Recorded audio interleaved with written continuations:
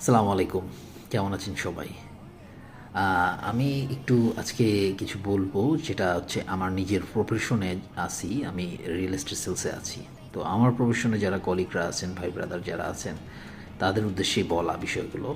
এটা হচ্ছে, আপনি যখন একটা প্রপার্টি বিক্রি করতেছেন কোনো ক্লায়েন্টের কাছে, তখন একটা জিনিস মাথায় রাখবেন।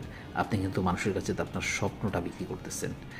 তার এই স্বপ্ন, এইটাই ভবিষ্যৎ, এইটাই বিক্রি করতেছেন। আর একটা জিনিস খুব নিখুঁতভাবে মেনটেন করেন। এটা হচ্ছে, আপনি যার কাছে প্রপার্টি বিক্রি করতেছেন, সে বেসিক্যালি কী কিনতেছে জানেন? এই প্রপার্টির ভিতরে সে একটা নিরাপত্তা কিনতেছে, বিশ্বাস কিনতেছে, ভালো একটা জীবন ব্যবস্থা কিনতেছে। তো এত ইম্পর্ট্যান্ট জিনিস যখন তার কাছে বিক্রি করতেছেন, অবশ্যই আপনাকে অনেকভাবে গোছায় থাকতে হবে।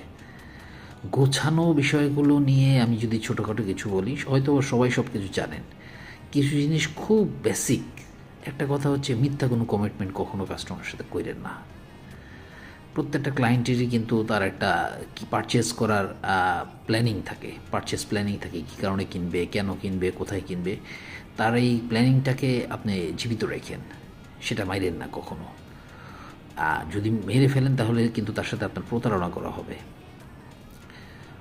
ঘন ঘন কাস্টমারকে ফোন দিয়ে বিরক্ত করা, এই বিষয়টাও কখনো করেন না। যদি কোনো কাস্টমার এই মুহূর্তে কিনতে না চায়, তাকে বারবার ফোন দিয়ে পাজেল করাটা, এটা আমার কাছে মনে হয় এটা একটা ব্যাড প্র্যাকটিস। এটা দ্বারা আসলে কোনো কিছু হয় না। তো আর কিছু জিনিস হচ্ছে কি, আপনার প্রোডাক্ট নলেজটা। আপনি কোন এরিয়ায় প্রপার্টি বিক্রি করতেছেন, কোন এরিয়াতে কী প্রোডাক্ট, কী কী কনস্ট্রাকশন বিল্ড ম্যাটেরিয়ালস দ্বারা আপনার প্রোডাক্টটা তৈরি হচ্ছে, এই প্রত্যেকটা জিনিসের প্রপার নলেজ রাখাটা আপনার জন্য খুব ইম্পর্টেন্ট। এই জিনিসগুলো যদি মাথায় নিয়ে একটা প্রপার্টি তার কাছে বিক্রি করেন, তাহলে আমার মনে হয় একটা কাস্টমার তার যে স্বপ্ন বা যার যে একটা ভবিষ্যৎ গড়ার আবাসন, সেটা সঠিকভাবে সে হাতে বুঝে পাবে।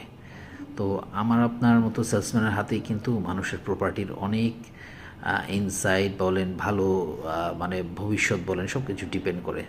সো সবাই একটু কেয়ারফুললি কাস্টমারের সাথে সততা নিয়ে ডিল করবেন। ভালো থাকবেন সবাই।